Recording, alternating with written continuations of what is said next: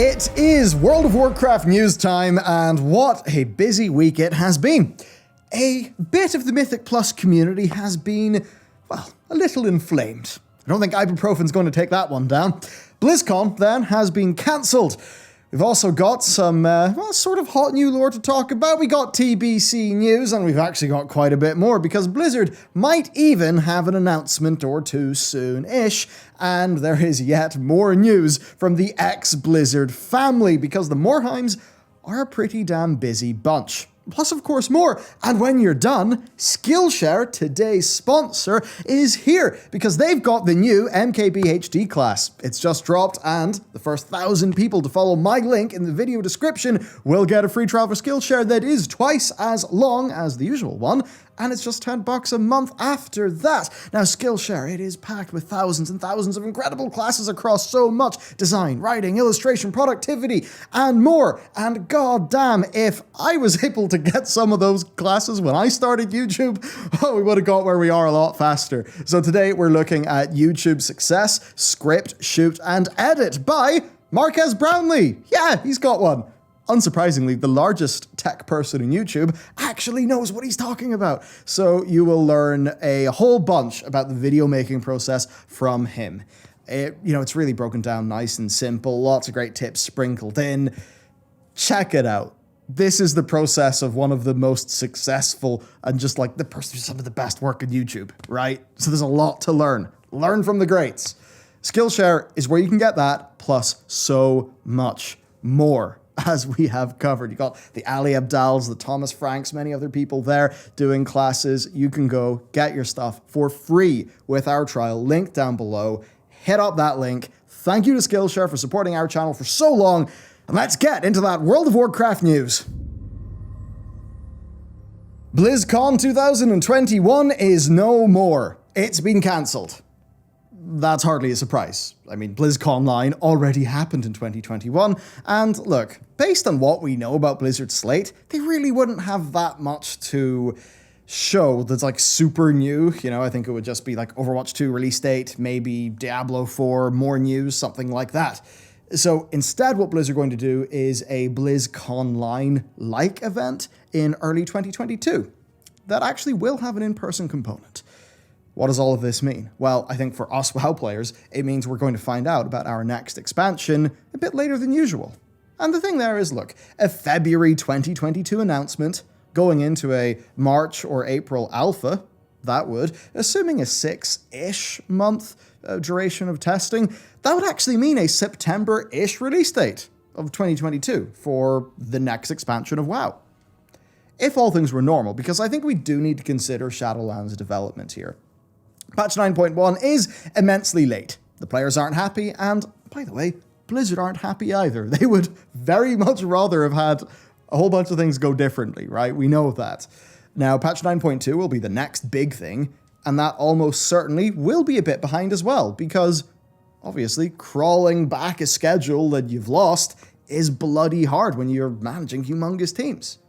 Now, that then means that if there is a patch 9.3, then we really should not expect the next expansion to be like that usual 2-year cycle. So let's run through some dates together. I mean, like, if patch 9.1 comes out, let's say in July, and then 9.1.5 comes out in October, and maybe 9.2, that could come out in January. Well, if that's the case, then you're actually dealing with a situation that is very similar to the timing of Battle for Azeroth's patch 8.3, right? In and around a January release.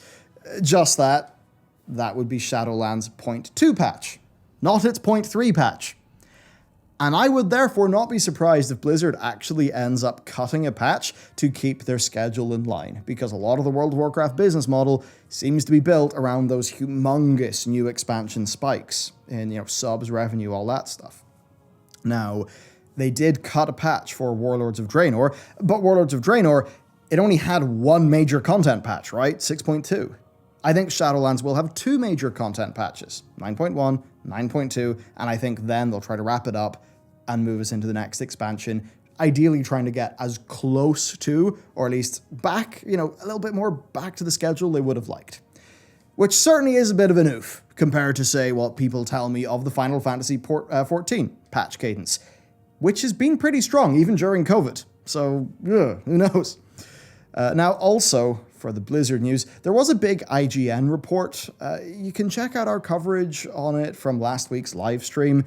That's linked down below. I don't think we need to go through it all here. Next, though, lore. Well, we've just found out why Zovaal was banished. So, there's certainly some IRL religion parallels here. Zovaal and his eternal siblings were, we believe, created by the first ones. And they were given the sigils of their covenant's purpose. Those are the sigils that, of course, we see in the current lore, right? Anduin's going, trying to claim them for the jailer, all that stuff. Now, Zovaal, according to this new datamined lore, Zovaal saw those sigils as actually being keys to forbidden knowledge. And for this belief, he was rebuked by his kin. Then he tried to claim their sigils by force. That didn't go too well for him, of course leading to his imprisonment in the Maw. So, trying to get the thing that you're not supposed to get some forbidden knowledge, wonder where that idea comes from. So there's something going on there. Now, this all takes place in a cutscene, and that cutscene also does place emphasis on the Arbiter Sigil. And I think that actually makes it even more clear that the Arbiter Sigil was originally Zovaal's. And I think that's all very much foreshadowing the end events of the raid, which do seem quite exciting. So we've learned a decent bit there, though I think what will really be key is finding out, what that forbidden knowledge actually is. So I imagine we'll find out something pretty big there in the raid finale cinematic. Something. The Lord of Ravens turns a key. I wonder if maybe a raven has been spotted flying to Revendreth. Is that a future lore video? Anyway, exciting stuff for the lore nuts. I think this raid is going to be pretty immense. Now, a few other little cutscenes and things were data mined this week, but I don't think they're really worth diving into super deep, so I'll give you a TLDR. So, Anhilde, whatever, the Valkyr who first sacrificed herself to bring Sylvanas back during Edge of Night. She gets resurrected via the sacrifice of a few of Odin's Valkyr. So that obviously is sort of setting us up for the Nine, which is one of the bosses in the raid. Then Devos, who of course gets killed, well, she gets replaced as a part of a broader reform of the Kyrian Covenant, so that's all quite neat. And also we see a bit of Anduin and Ardenweald, but I don't really want to dive into that. There's not too much to say. So there you go, some nice lore developments. Next up, I want to talk with you about the state of the PTR. Things do seem to be accelerating on PTR. Over the last week, we have seen Korthia be developed a fair bit, right? New systems, progression, stuff like that. And now Blizzard are queuing up quite a bit of raid testing, doing Sylvanas Heroic, Kel'Thuzad Mythic, Raznal Mythic, Fate Scribe Mythic, and Shackles of Fate LFR. I think all very, very much, in one go. That's really a lot more concentrated than normal. So they're making progress there. And I think we're at that stage in this patch where, most of the puzzle pieces are actually falling into place, right? Where we've got an overall view of what 9.1 is actually going to be like. Now, I'm still not convinced of early June, definitely not. I think mid-June, definitely not. Too close to TBC. Late June could be a possibility. I think July is probably the safest bet. So that's roughly, hopefully those August release date fears via Towley's Blizz sources that we talked about a while ago, hopefully they don't come to pass. Not that I think that was ever BS. I think Blizzard were genuinely worried it would take till August. But look, really, what WoW needs is more content. That is the situation. Now, I'm not saying that content is an excuse for design flaws, but certainly, when there is not much new content to do, and you are repetitiously doing the same content again and again based on the game's systems, well then the systems that drive the repetition of content will become the focus for players, and if there's issues in those systems, that will tank player sentiment. That has not been a good thing for WoW these days. And I think it's where Legion is a great example, because, look, Legion had really deep systemic issues. Loads of us pointed them out during Legion and its testing. I think Legion was rife with pretty severe design flaws. But there was loads of content in Legion, right? There was lots and lots to do. It felt, had issues for alts, but, you could roll up a new alt and you could get powered up pretty quick. And I think the pace of a lot of Legion systems. They really did rapidly increase over time. So basically with Legion, it had all those issues, but it had so much cool shit to do that the cool shit kind of wallpapered over the system's issues.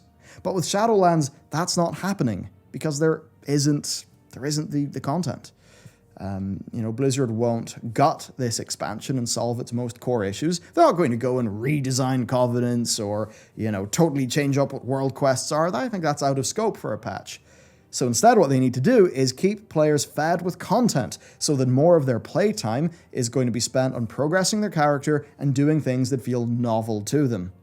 That's the real job of patch 9.1. That and perhaps placing a few foundations like with the Torghast changes. So with the state of things covered, let's go into the drama of the week. Right then, this bloody exploded on the socials. Drama, claws, the gnashing of teeth. Okay, it shouldn't be that dramatic.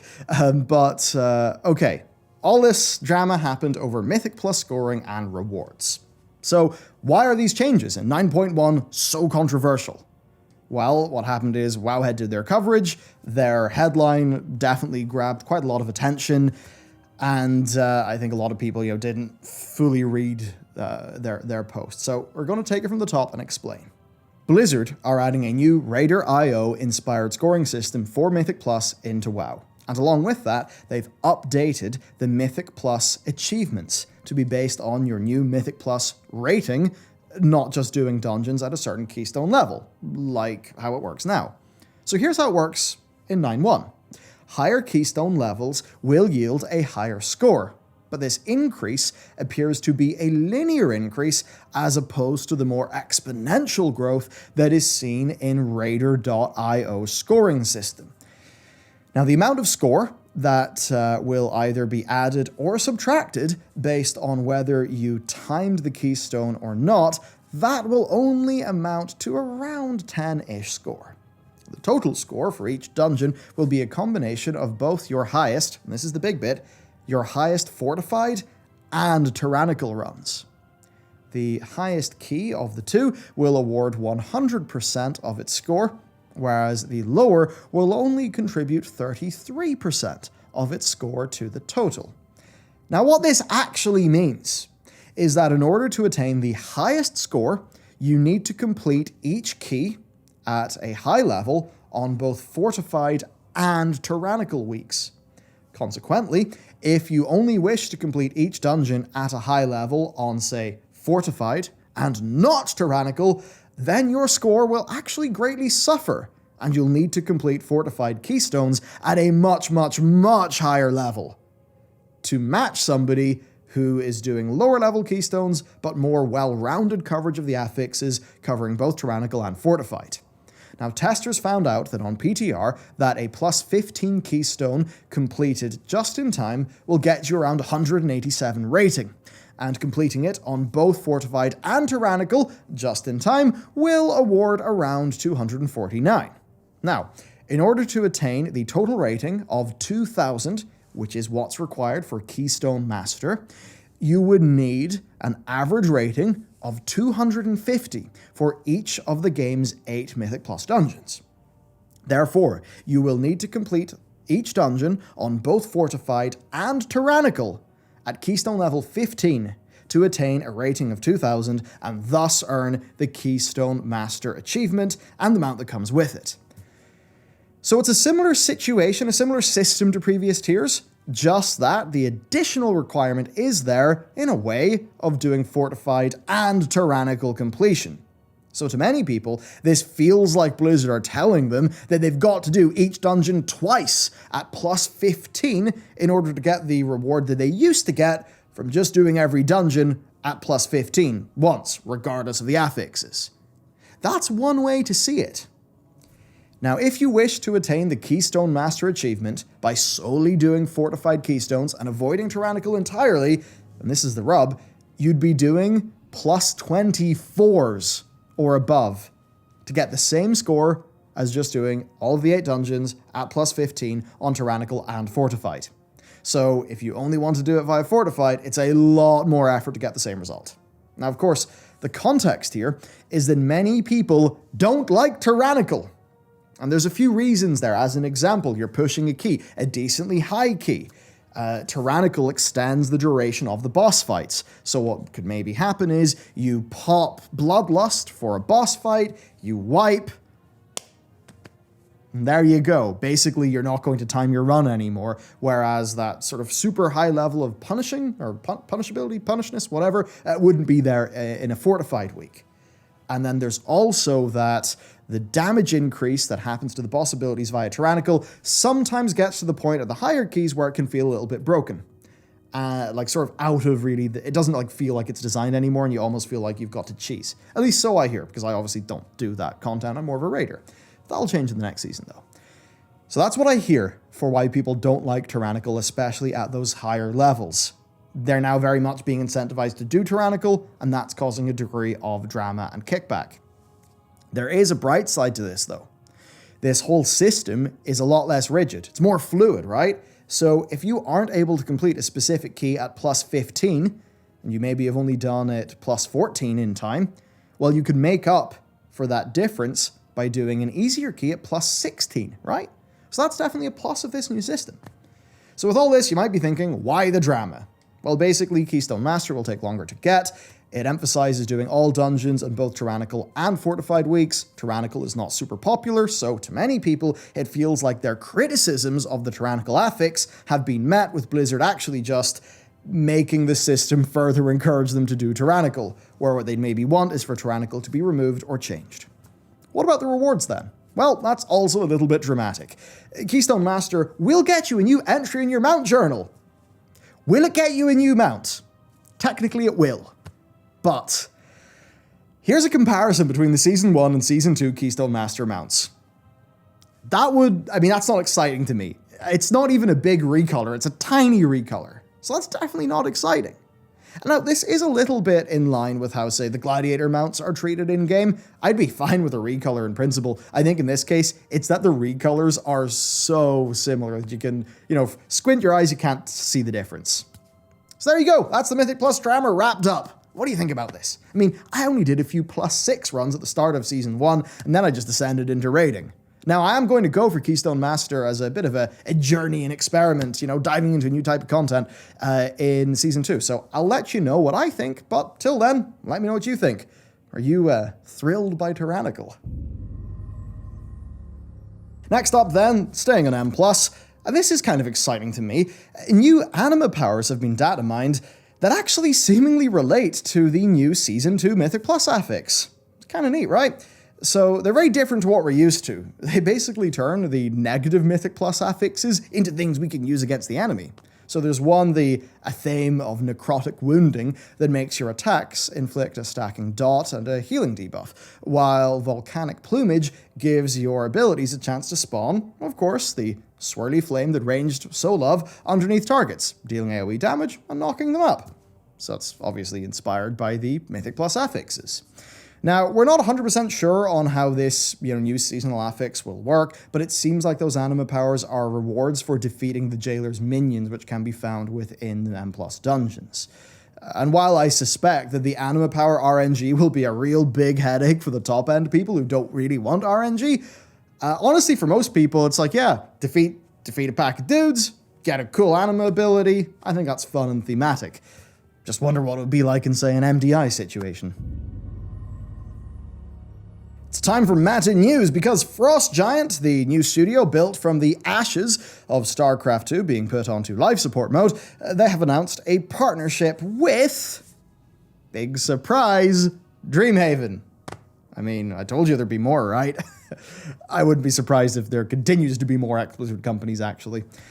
Now, Frost Giant have announced that partnership with Dreamhaven, as well as a partnership with Epic Games to license Unreal Engine 5, getting some early access there. And as for Dreamhaven, they will provide feedback, playtesting, and consultation throughout development. I imagine finances and other things too. Now, you might wonder why they're announcing UE5 like that, as a sort of a partnership thing that's been struck. I'd say there it's probably that they forked out for a source license of the engine, which are, more of a process to get than the standard publicly available licenses for the engine. It could be that, or maybe it's just them sort of worming their way in and getting early access to stuff. But look, either way, As much as this does show that Blizzard's in-house real-time strategy capabilities are going away, which is obviously bad for our chances of Warcraft 4, it does at least mean the soul of Blizzard's RTS team staff, it's being unleashed to make some cool shit. I'm down for that. Next up, Final Fantasy XIV, an absurd value. It's really funny. In my first day in FF, I saw so many WoW refugees. And I know that because I saw two people whose character names were Sylvanas, but misspelled. Here's the meme. Enjoy the meme. You've heard it before. Everyone parrots it. Love a bit of word art. But what's wild here is, and this is what I'm calling out, the complete edition of that game, which is every expansion and 30 days of game time, it's only $13.99. That's for hundreds of hours of pretty great content. Now look, I'm only a newbie archer, running around Gridania at level 10, probably going to go Samurai when I hit 50. But man, my WoW guild have nearly all jumped ship to FF until 9.1, and all I hear is great things. Hell, even the man who is editing this very, very video that you're watching, a man who, at the exposure of, a smidge of speedcore, some great music from Japan, he shrivels up like a salted slug. Even he has been hooked by this game. So honestly, that was the best sell for FF that I could have got, and kind of made me, jump into it. And to be honest with you, I've got to wonder if Square Enix have seen this combo of Final Fantasy hype and then World of Warcraft criticism. I wonder if that's why they're going hard with deals like this to actually acquire users ahead of Endwalker. It would certainly make sense. Okay, bit more meta news then. Summer Game Fest 2021. It's an all-digital expo, and Blizzard are part of it. Now, why do I bring this up? Simple. Hearthstone was announced at PAX, not BlizzCon, because it was mobile, it was new. Now, we know via J. Allen Brack that Blizz have got multiple free-to-play mobile Warcraft games in development. So, could that Games Fest be the time for an announcement? I wonder. Personally, I'd expect a smidge of Overwatch 2, maybe some Diablo Immortal, potentially D4, and then potentially WoW mobile game stuff, because I think they know that mobile plus BlizzCon is not a win. So, there you go, and I should also mention, remember those two 9.0.5 PTR encrypted mounts that appeared? The Sapphire Skyblazer and the Fireplume Phoenix. We don't know what's going on with those, but they're in the game. So what if they're tied to the Summer Games Fest? The event is sponsored by Prime Gaming, right? So there could be a big old barrage of in-game rewards for, people who view it on Twitch. Either that, or these mounts are perhaps part of a new 6-month promo that will kick off whenever the new patch, has its release date. Finally then, the Burning Crusade. If you would like another 44 minutes of TBC content, episode 2 of our complete history is out. Now, TBC is just around the corner. Tuesday, June 1st. Man, that really crept up. The pre-patch was so short that it probably was that short to actually promote using the boost, so no wonder it crept up so fast. But in terms of news, Blizz have hotfixed a few things. They've confirmed that the Caverns of Time teleport from 2.4 will not be there at launch, and that limited quantity vendor recipes will no longer be limited quantity, because they're BOP, not BOE. That increases access to them, but it does cut off the old money-making trick of planting characters, logging into all of them, purchasing all those limited quantity items, then listing the AH for more money. So that's dead now. Anyway, TBC, it's almost time. I think a lot of people are very excited. I definitely want to jump in, though, man, there are too many games to play right now, especially because the PS5 arrived and Ratchet & Clank's coming out soon. Seriously. Is there a time portal I can go into, play a bunch of games, and come out and it'll still be today? Because I bloody well need it. Do you know what? What a great problem to have. As much as WoW is struggling with its schedule, outside of that, there are so many incredible games for us to play. So, as gamers, man, what a time. What a damn time to be playing. Okay, that is it for the Warcraft news. If you'd like to support the show, then hey, Skillshare supported making it. They sponsored today's video, and seriously, an MKBHD, of course, Marquez doing a class. Isn't that awesome? Been looking up to that guy for so long, what he's doing on YouTube, so lots of hype there. Anyway, that's it for me. Have a wonderful day, and I'll see you next time.